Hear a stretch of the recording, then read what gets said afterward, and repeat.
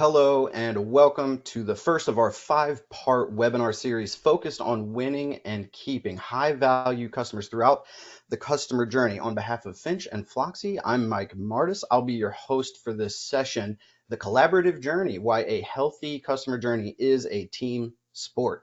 We'll be focusing on the e-commerce market specifically here, but the principles and tactics that we discuss will be widely applicable across markets and customer journeys. So before we get started, I want to point out that the Q&A is open. You should see a box at the top of your screen where you can enter questions. We plan on having a Q&A session after the panel discussion. So if you have questions, pop them in for us and our experts will take a look at them. But without further ado, enough of me. Let's meet our experts panel. If you want to launch your video and join me, that would be great. Joining us, there's Drew, hello. Joining us from Flocksy, the CMO there, George Ryan. Also from Flocksy, Sarah Fitzgerald. She's the head of partnerships and creative marketing at Flocksy.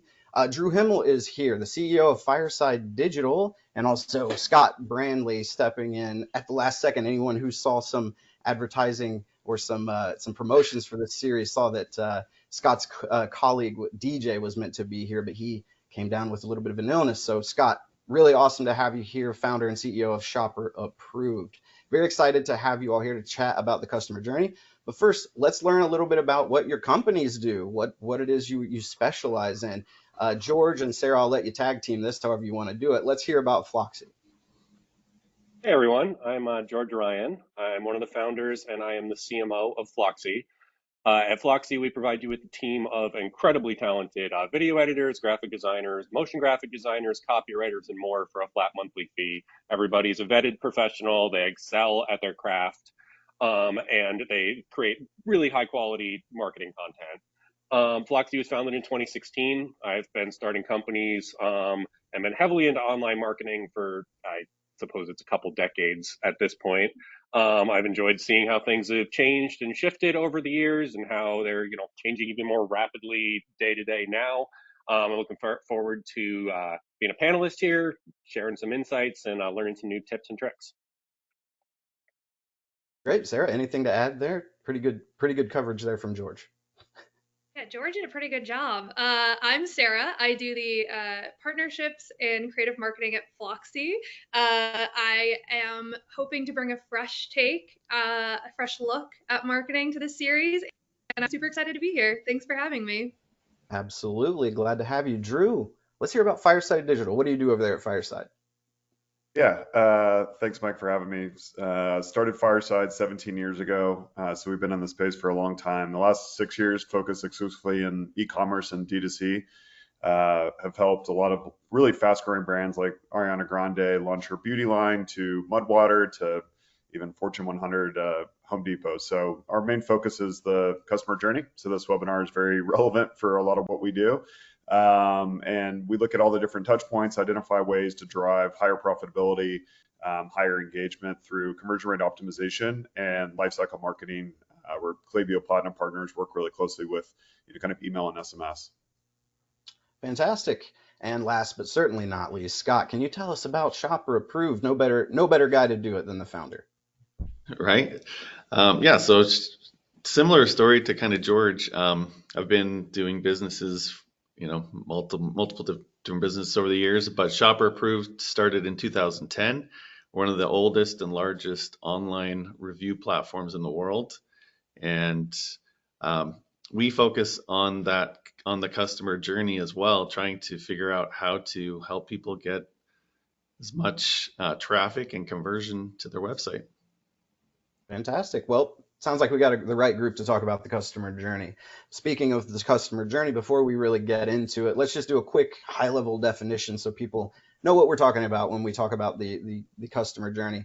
Very high level, a customer journey is a series of interactions that a prospect has with a brand, resulting in a conversion and post-conversion interactions, right? So the common stages that you'll see, and you'll see these vary a little bit as far as the names of these stages, but in general, there are five. It's going to be the awareness, consideration, purchase, retention, and loyalty within that customer journey. And within those stages, there are also obviously lots of different touch points, which we'll be talking about a little bit later in the panel discussion that move people through those stages. Awareness, just quick definitions here. Awareness just being look, you have you have products or services. There are people out there that probably need them. You need to make them aware that you exist. That's the awareness phase, right? Awareness marketing, brand awareness, that kind of thing. At a certain point, some of those people are going to actually start looking to purchase and showing intent to actually buy your product or services. That's going to be the consideration phase.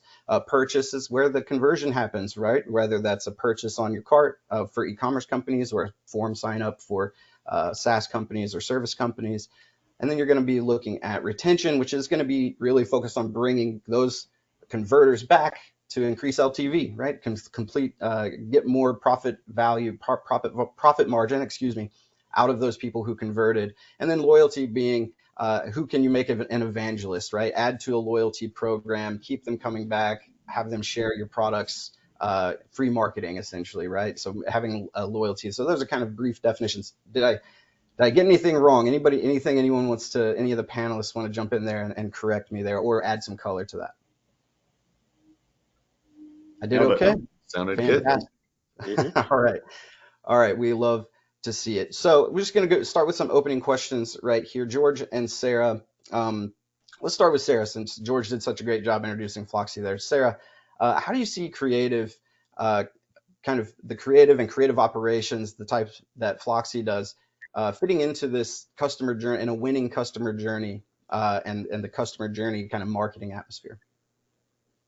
Well, I do our content strategy and social media marketing at Flocksy, and you're talking about awareness, right? And getting in front of customers is mostly putting yourself out there in social media these days. Social media is becoming more of a search engine more than anything else. It's how people are learning to trust companies and get to know companies more than Google even per se, especially nowadays. With AI and all these, kind of paid for reviews and fake reviews, people are kind of leaning on influencers and micro influencers and social media to get to know a brand and to trust that brand. So when I think of the customer journey, especially as head of creative marketing at Flocksy, I see content as the heart of what makes a brand truly connect with their customers and their audience. Crafting visuals and messaging that don't just speak to customers but resonate with them, so something they can kind of relate to, is really important. We don't want to be seen. You don't want to be. No brand wants to be seen as just a brand. They kind of want to be seen as the people behind the brand these days. So I think winning customers and keeping customers is almost primarily getting them to trust you as a brand. And one of the biggest ways to do that these days is by putting yourself out there, putting your team out there, and kind of making a name for yourself on social media in a genuine, authentic way. Yeah, fantastic. Yeah, I agree with most of what you said there. I think social is becoming a very, very important thing. George, what do you have to add there as far as Sarah's talked a lot about the awareness phase, right? And that's really important as you are consistent with your brand, with your creative across getting people to introduce to your brand. But throughout more of the customer journey, how do you see creative and a creative strategy really helping the customer journey? So it's really important. I mean, two of the things Sarah touched on, being authentic, being real, is really important. And you have to make sure that all the departments in your company are working together. You can't just turn marketing loose and say, hey, go sell this, and then we'll deal with it when it gets to us. You have to make sure that what you're putting out in front of the customer, that what you're telling them you provide, what you're selling, is the experience that they have when they get into a demo. The person says, hey, here's what we do. It's the experience when they sign up and get onboarded, that there is no, bait and switch there, which can happen not even intentionally if those departments don't work together. So you have to make sure that your creative works all the way down and that you work backwards, where you don't say, hey, we're going to tell the potential customer what they want so they sign up. You say, we want to be able to say this, so let's make sure we can do it. And something we do at Flocksy is we use our own services. So if you go and you see, our Instagram, you see any of our social media accounts, that's all the content that we do is done by the same people that are creating the content for our customers. And one of the rules we have in the marketing department is there's no good enough. We don't push anything out the door saying, okay, that'll do. It has to be perfect. And if we can't get there for our own material, then we can't do it for our customers. And so we're able to say, hey, we stand behind this. And we make sure that the that the whole journey is consistent is really one of our biggest points. Being consistent, being authentic. Yeah, for sure. And Drew, I want to get you in here and talk a little bit about, you know, Fireside. You guys do the CRO, right? And there's kind of this obvious place to fit CRO, right? The purchase phase, because it all drives conversion rate optimizations and all about driving to the conversion. So it seems like that's where it fits, right?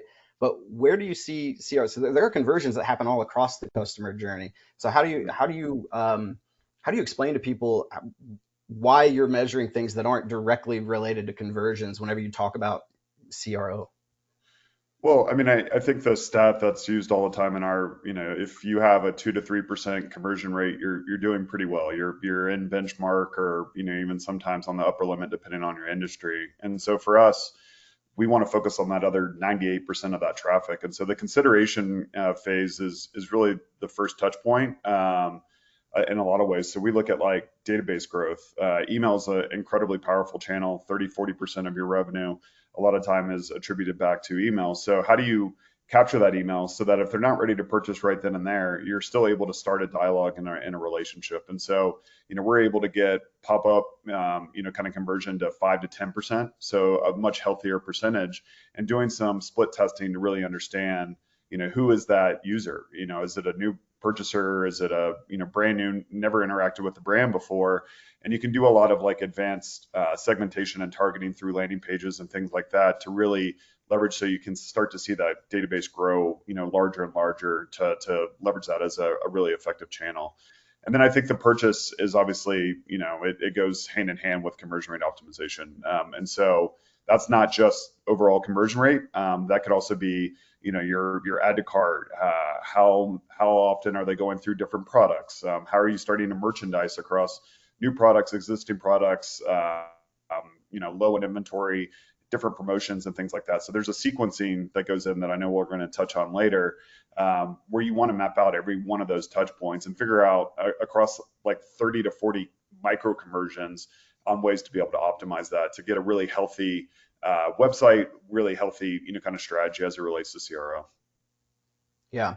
And yeah, we will talk about the touch points there here coming up. But Scott, I wanted to get you in here and get your take on, I think it's pretty common knowledge. We probably will all agree that your online reputation is kind of the foundation that you build any kind of customer journey or marketing experience on, right? So whenever you think about what Shopper Approved does, which is ratings and reviews and online reputation management, social proof types of things, how do you see this fitting into the customer journey marketing atmosphere?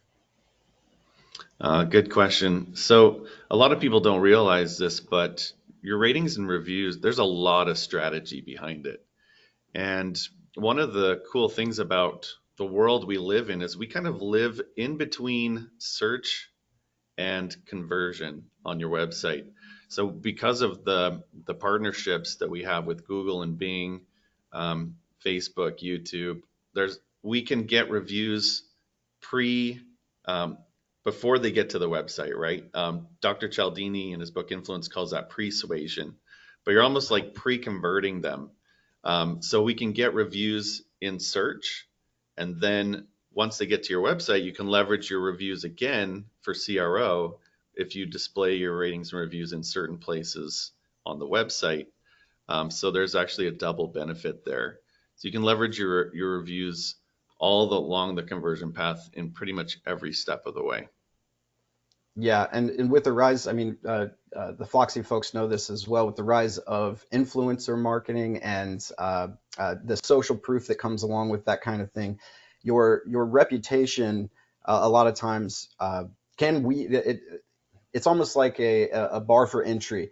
It usually won't get you a conversion to have a really good reputation, but it'll at least keep you in the game, because a lot of people will weed you out if you don't have a good reputation or if they find bad reviews of you, right? So it becomes very important, right? So I know, Drew, you teased the touch points conversation, right? So let's jump into that a little bit. The customer journey obviously is made up of a bunch of, they're made up of touch points. These could be as few as like a couple to get a conversion, depending on what conversion funnels you're dealing with. And it could be all the way up to dozens sometimes, with very complex customer journeys that can be taken that are hard to predict and plan. So how do you go about identifying the touch points that are kind of the most important in the customer journey that you really need to focus on to be good at it?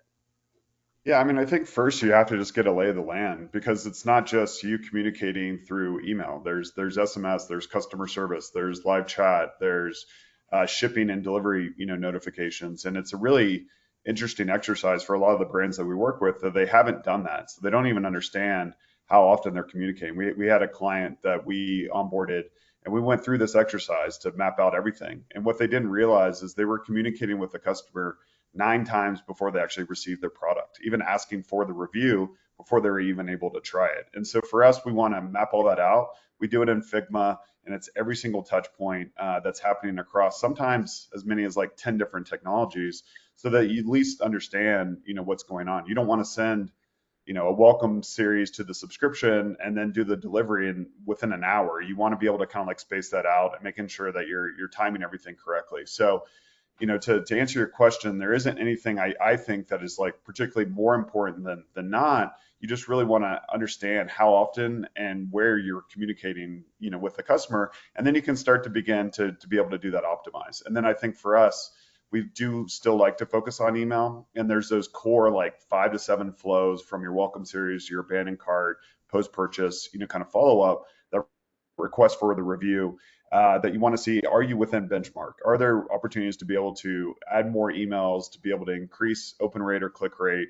And what's really great is Klaviyo releases a lot of tools and kind of reports around where do you rank against your other, kind of competitors. And so then that kind of gives you, once you've done the lay of the land, mapped it all out, looked at where the optimization can occur, then there's some little quick wins that you're able to provide and start to sequence that out, so you get those singles, doubles on the board, because those small little conversions and increases can make a really dramatic impact to overall profitability.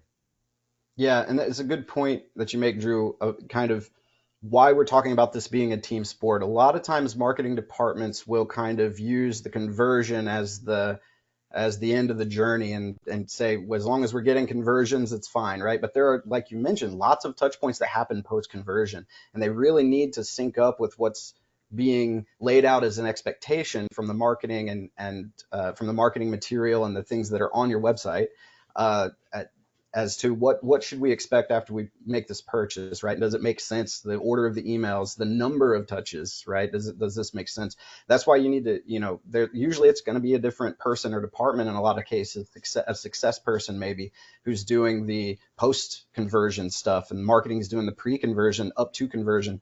And so it becomes, and then there's a sales element in between there, right? If you have salespeople that are involved in this process. So bringing all of that stuff together, making sure everyone understands the entire flow, even if they aren't particularly involved in one part or the other, being confident that I know what a customer experience is from start to finish, from awareness to loyalty in my customer journey, it becomes really important. But in those customer journeys, anything to add there? Sorry, I don't want to move on. Anything to add there from anyone?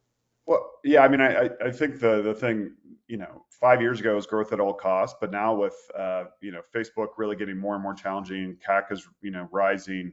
I think what we're starting to see is you have to take care of the customer. It's not your job is done at the end of the day once they've made the purchase. That loyalty, that retention, trying to find, efficiency across, the bottom line. And I really love your point around making sure every department. I mean, we will comb reviews and customer service support tickets to see what are the common questions that are coming up, and can we actually introduce that on the product page so that we can start to get ahead of, we call it like risk mitigation factors. So if they're seeing reviews and there's a lot of, things around like the product or the customer service, they're having questions around shipping, we can take that and apply that to the product page so that we can really get ahead of it. So the more holistic I think you can look at the customer journey versus just, the point of purchase, I think the more effective your overall marketing strategy is going to be. Yeah, and also a good place to look for what to add to your pages or your customer experience is going to be reviews, right? So Scott, to your point, you're going to get reviews on lots of different platforms, sometimes on your own website, but other places.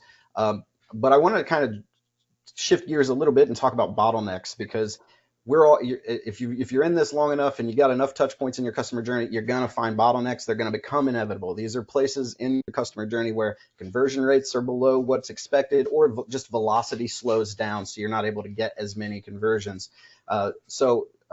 Scott, with that particular case, I mean, how can ratings and reviews and online reputation help in that arena when it comes to maybe a part of your customer journey that's stalling a little bit? Hmm. Yeah. So um, the best way to explain this is with a chain analogy, right? So Mhm. a chain is only as strong as its weakest link. And so if you look at the customer journey as a series of chain links, right? Mhm. And you're trying to get your customer from the beginning when they first do a search or they find you on social media, and then you want to continue them through that chain till the time that they buy on your website, right? It only takes one miss to get Mhm. them for that chain to break, and then they're gone. And there's so many links along that chain. So the way that we look at it, as far from a ratings and reviews standpoint, is how can we get ratings and reviews in every single link of that chain? And we figured out how to do that over, I mean, we've been in this business for almost 15 years. But if you can, people don't realize this, but you can get your ratings in your Google ads, you can get your ratings in your product listing ads, you can get ratings in your Google shopping listings, you can get ratings in your organic search results and your organic product listings. Um, you can get it in your social media listings and in Facebook. I mean, you just have to think strategically, but um, because that's the world we live in, right? We're always constantly trying to think of where can I get my ratings to show up, because that's social proof, that's authority, that's trust. If Mhm. you don't have it, if you don't have ratings and reviews along that path, then you're just, one of a million different pieces of sand on a beach. Like, you don't stand out. There's nothing to make you Yeah. special. So we look at ratings and reviews as an amplifier, but Mhm. also something that builds trust and credibility. And so everywhere you can get it along that path just gives you another chance to get them from one link to the next until they get to your buy button. Yeah, and it makes sense, right? Like I know I do it. I know that probably everyone who online shops does it, right? If I click on a product page and there aren't any reviews, or there are only a few reviews and they're bad, right? Like I'm automatically going to go Mhm. find an alternative, right? So paying a lot of attention to this, I think, becomes really important because it can just be not just a bottleneck. It can just be a roadblock on your customer journey that just kicks people Yeah, out of it, right? So Sarah, yeah, go ahead.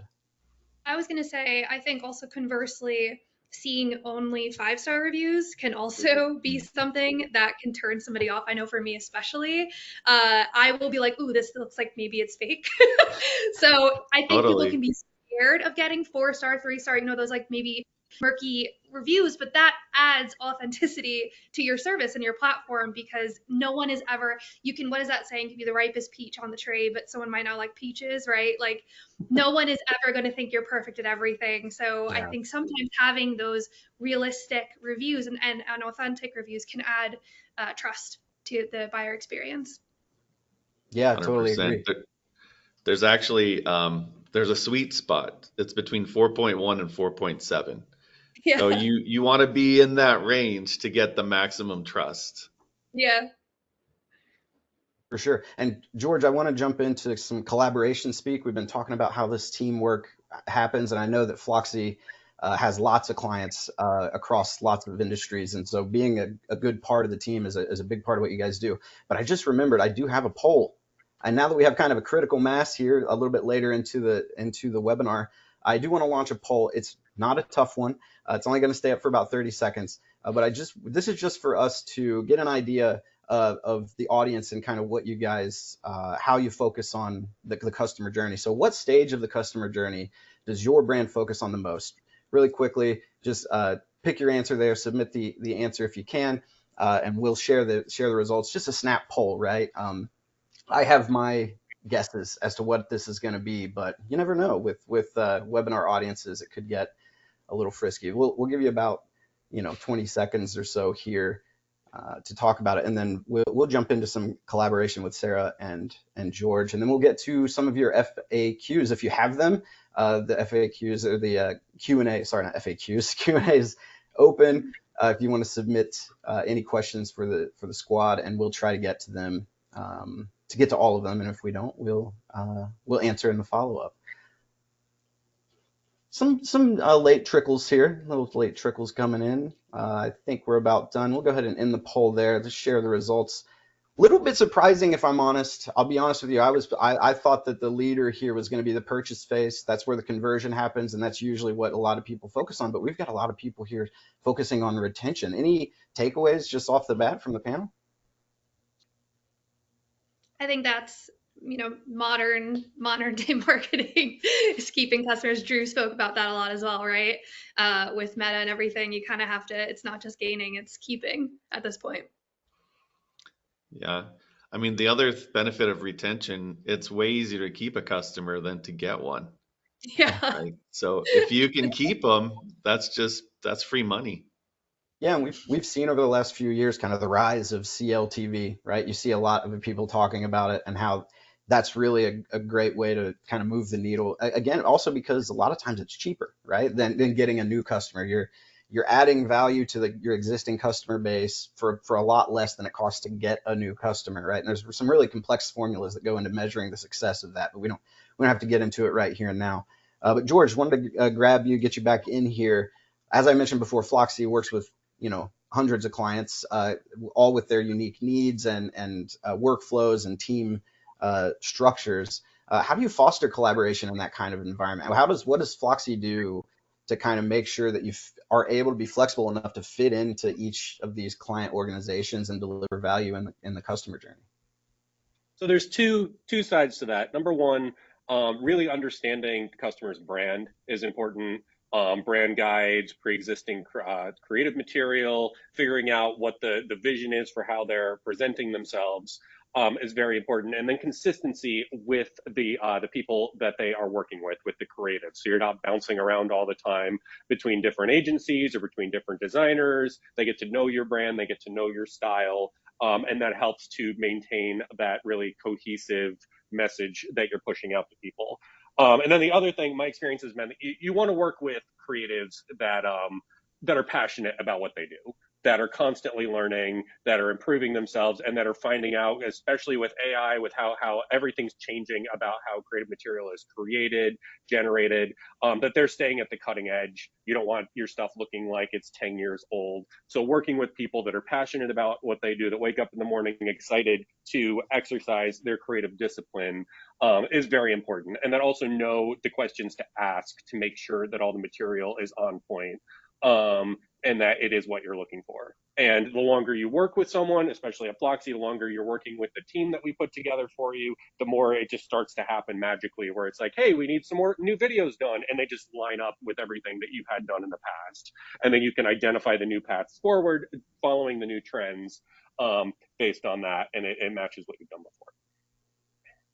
Yeah, makes a lot of sense. I think as far as the kind of pre-planned session here, we're coming up on the 30-minute mark where we want to jump into some Q&A. But first, I wanted to just kind of wrap up, kind of put a bow on that discussion a little bit of, look, there are lots of touch points. They're all, to Drew's point, they're all very important. And to Scott's point, at any point there in that customer journey, one of these touch points could be the one that's kicking people out of your journey, right? Because there's not enough social proof there, or you're making it too hard to find information, or you're making it too hard to fill out a customer, fill out a form or something like this, right? So a lot of these are very important. And in order to get it right, you have to get input from all over your organization. You have to understand not just the awareness to conversion phase and say that I don't need to know about the rest of it. And you can't just focus on the post-conversion phase. Those things need to connect in order to be the best at this as possible. Anything to add there as we close out the main portion of the session and jump into some Q&A? Just kind of put a bow on that discussion for us. Something I was thinking about before, especially when talking about reviews, but the whole thing is sometimes you do want to kick a customer out of the journey, especially when you're dealing with a SaaS company, especially when there's cost involved with onboarding someone. There are people that are not a good fit, that don't have great expectations. And that's why I appreciate honest reviews, even if they're negative, or someone says, this is what I wanted, this isn't what I got. And if we failed in some way, that's a problem. We deal with it. But if they misunderstood what it was they wanted or we weren't doing it, then that's something we can fine tune over on the marketing side to make sure we're pushing that forward. But that's good information for potential customers to have to avoid waste of time or expense on either side. So I think you have to constantly be looking at how you separate the people that aren't a good fit and narrow down on the ones that are at every step along that journey. Yeah, and that's a good point to the difference between kind of an e-commerce type of client versus like a SaaS or a services type of client, because e-commerce is pretty simple. If you want this thing, click here and buy this thing, right? And whereas we don't care, about your demographics necessarily or any of your firmographics. If you have the intent and want to buy this, here it is, go buy it. Whereas on a services side, because of what you said, onboarding costs, time to profitability becomes an issue, right? How long do I need to keep this client before I become profitable on the contract? Those things need to be considered because, and that's an ICP play, right? Understanding what your best customers look like there. Anything to add there, Drew, Scott, Sarah? No, I mean, I think a lot of what we've talked about, and again, we see the increasing importance on that retention side, which was great to see. And we're seeing a lot of appetite now to launch subscription product, to really build a robust loyalty program or even like a membership program, that surprise and delight that you can do on the VIP side. So I think at no point, unfortunately, for the e-commerce is your job done. It's constantly iterating, looking at the data. There's reams and reams of data to even analyze to understand what are you looking at and what's true and what's not. So it's not an easy task, but I do feel the more you educate yourself, the more you are up to speed on the data of the actual customer, and finding those touch points to be able to optimize. It's all tides rise all ships. Everything's going to continually improve. And the cool thing is once you get some of those things in place, you can start to iterate and get better and better. And so I think laying a solid foundation and then finding a couple key objectives or tasks that you want to focus on for the next like 30 days versus trying to do 50 things all at once. So then you can report back to see, are you seeing that incremental improvement to build, more of a profitable efficiency, kind of across the board for those e-commerce brands. Absolutely. Yeah. Scott, I want to jump in here because I think we've got a true fan in the QA section over here talking about your book. Actually, in your book, you talk about how loyalty can be a big driver. If done right, it sits between SEO and CRO to help improve conversions. Can you talk a little bit, kind of expand a little bit on that? Oh, Scott, you're muted. Good, because I had to cough. Had to happen once. It had to happen once, gang. No worries. Yeah, well, so I mean loyalty. I don't know if I would call it loyalty, but I would definitely say that if you leverage reviews properly on the search engine side, you do create authority and trust, and that can lead to loyalty, right? So, especially if you leverage your ratings and reviews again on your website when they get there. One of the things that I think a lot of businesses miss is the connection when your customer is on search or on social media and they see your social proof there, but then when they go to your website, they don't see it right off the bat. And so there's a connection that's lost.